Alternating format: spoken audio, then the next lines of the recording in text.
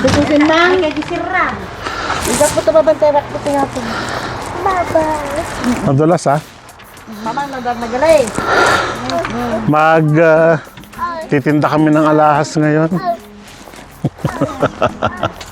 Kasi may mga kagabi na pag-usap-usapan nila na marami silang alahas na putol-putol, may mga sira at sakto na mayroong kumbaga gusto silang bilhin, instead na maglabas sila sa kanilang savings, doon na lang daw sa kanilang putol-putol na alahas, which is siguro practical na rin kasi ano mo nga naman yung mga putol-putol na alahas, di ba? Sama ang buong family na magtitinda ng alahas.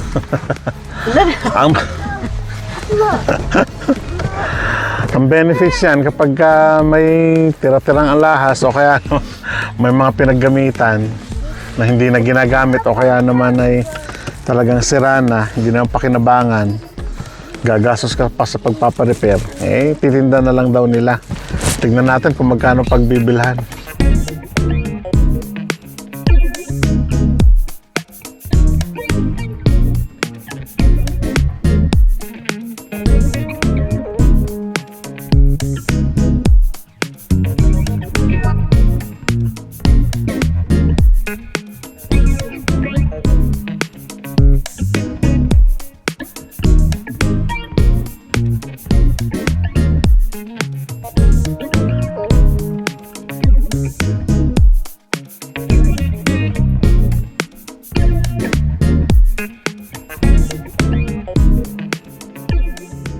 Tawag nating spring sickness o spring madness, ang sabi ng iba, yun yung parang nakakainis o nakakabalisa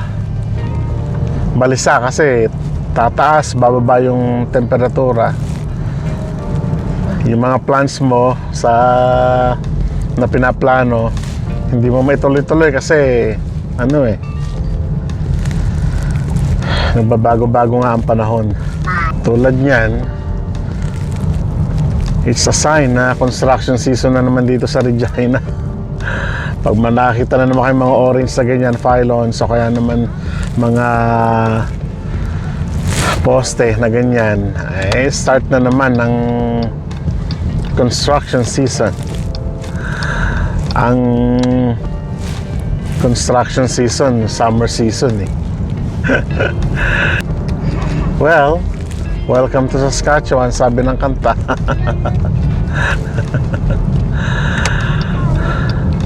At nandito na tayo sa Sanglaan. Saan bang customer parking area dito? Sa likod. Okay. Nanay. Nanay. Pakan tayo dito. Nanay. Papasok tayo dito. Aurelia. Tatay. Okay.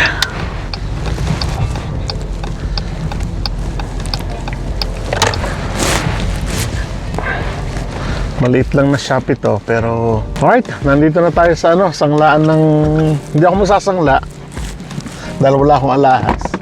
Sasangla lang nila, sasangla, ibebenta yung kanilang mga alahas na sira-sira. Hindi na tayo papasok sa loob kasi may security code sila, kaya dito na lang tayo, hintayin na lang natin sila dito. Yung tindahan ng alahas na pupuntahan, hindi na tayo papasok dyan kasi private na yung may mga tao dyan, ayaw naman natin maka-istorbo. Ang pinagparkingan natin dito sa Thai Garden. Ang Thai Garden nandito sa likod. Yung restaurant dito na masarap yung kanilang pho o yung mga pansit nila. Yan, gusto raw lakad-lakad nung aking anak, kaya makulit na yung aking baby. Buti na lang kanyo at na-approve ng permanent resident yung aking mga in-laws, kaya may kasama kaming nag-aalaga sa baby namin. Kung wala sila, may hirapan talaga kami. Ang hirap talaga may trabaho at the same time ay may anak kang ganyan. Alam mo, naiintindihan ko kasi nagtrabaho nga ako sa daycare center at medyo talagang talagang busy. So papasok ako ng umaga, yung aking may bahay naman ay papasok ng umaga, and then may pasok din siya sa hapon ng alas 6 hanggang 5 to 10. Kaya mahirap talaga yung sitwasyon na may alaga kang bata at the same time may trabaho. Kaya ako naman kung minsan sa totoo lang kahit na ayaw kong gawin ay naiuwi ko yung trabaho kasi nga ang dami, 28 na student yung aking kinikater sa classroom ko. Kaya talagang medyo marami-rami yung mga papers, records, reports, email sa magulang, email na nagagaling ng division office, weekly, bi-weekly na mga trainings and seminars, parang ganon, online. Teams lang naman yun, sa bahay lang naman, pero syempre trabaho pa rin yun, ano. At well, talagang ganon, doon tayo nagtatrabaho, we have to follow kung ano yung gusto nila, no. So hinihintay pa rin natin yung yung asawa ko na nagtinda ng gold, kasi di isa sa mga investment namin niya, sabi ko na lang, pati na rin siguro ako nahawa na rin sa aking asawa, bumibili kami ng ng gold, hindi naman bultuhan, yung talagang gusto lang namin na gold, at yung talagang may susuot din naman talaga namin. Halimbawa kung may mura sa market at titignan namin sa market kung okay yung gold o kaya naman okay yung presyo ng gold. Kasi naglilikot ayaw mapin ng anak ko.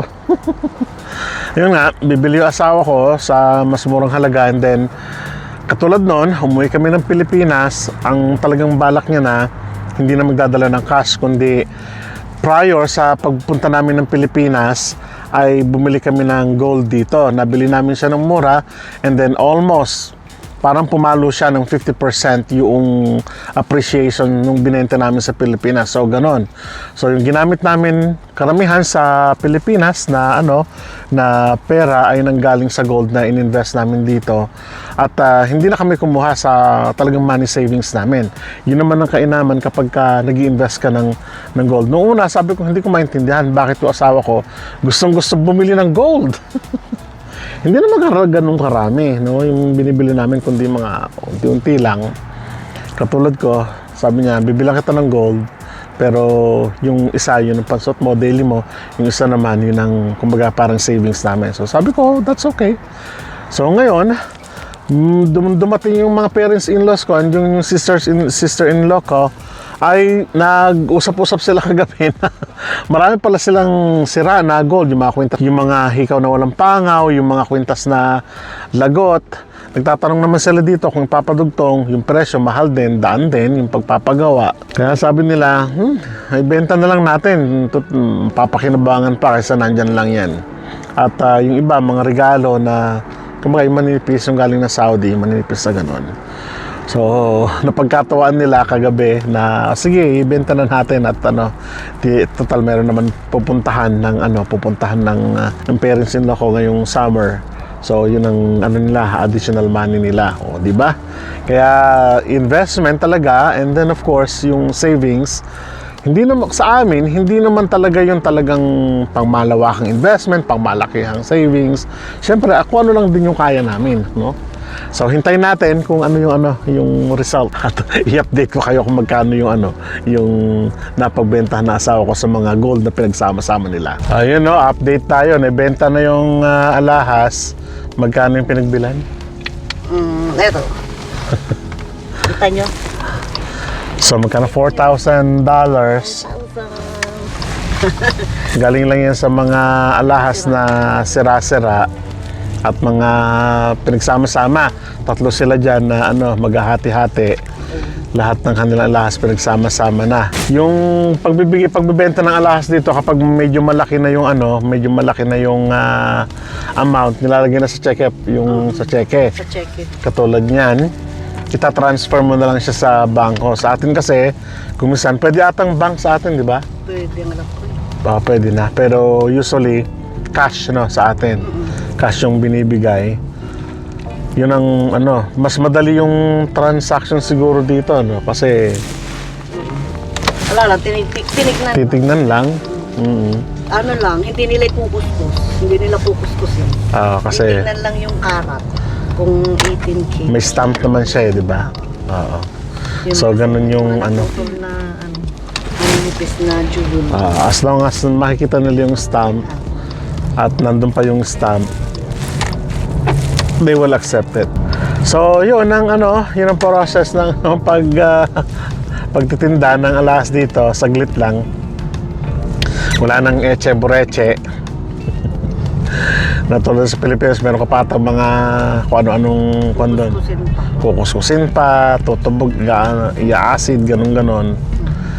Dito wala yun. Kasi makikita mo naman talaga sa mas moderno kasi yung pag-check ng alahas dito, no? Parang meron silang sa particular machine to check. Sa Pilipinas meron din, kaya lang hindi sila ganun ka talagang tutubugin, kakaskasin. Kasi kanina lang yung parang maliit na lang. Diba yun? Lente. Lente.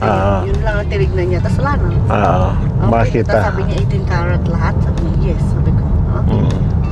Ayan, tapos kinilo na lang. Kinilo. And then, Tapos wala na. ginawa ka na ng cheque. Tapos ginawa na ako ng check. Ganun lang. Ganun lang.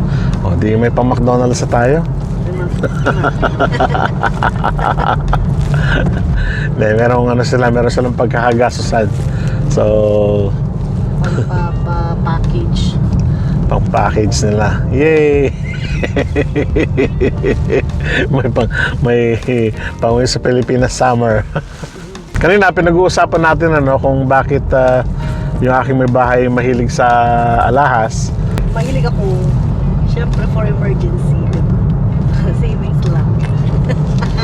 Investment. Ayun, tulad nga sinabi ko sa inyo nung nakaraan na nung umuwi kami, talagang naka-foresee na siyempre gagastos ka ng medyo malaki lang sa Pilipinas. Yung in-invest mo dito ng kumbaga parang taon, parang kung titinda mo sa atin nasa ilang porsyento na, halos 50% na yung idadagdag, parang ganon. Pero mura pa rin sa sa Pilipinas. Oo. Kasi kinenta ko yung sangla lang sa akin doon, konti lang. Pero kung ibebenta ko sana dito pala, mas malaki pa. Pero doon na talaga nakaplano yun. Oo. Kaya hindi ko alam ko lang sana kung maaga akong nalaman na may pala dito bentahan dito sa Regina na mas mataas ang bilihan. Doon ko na lang sana ibinenta pa noon bago pa kami umuwi ng Pilipinas. Pero ibig sabihin, sa mga pagkataon na yun, alam mo may pagkakagastos ka, meron kang kumbaga tangible na savings na pwede mong kaysa yung mag-i-slice ka sa bangko kaya naman sa nandyan na siya. Yun ang kainaman naman nun. Kaya naman lang kasi ang kuha nila dito per gram is 117.80. Pero kung 21 to 24 karat, mas mataas pa siya sa yung rate nila. Alright, so kita-kita tayo sa mga susunod. Bye! Bye-bye!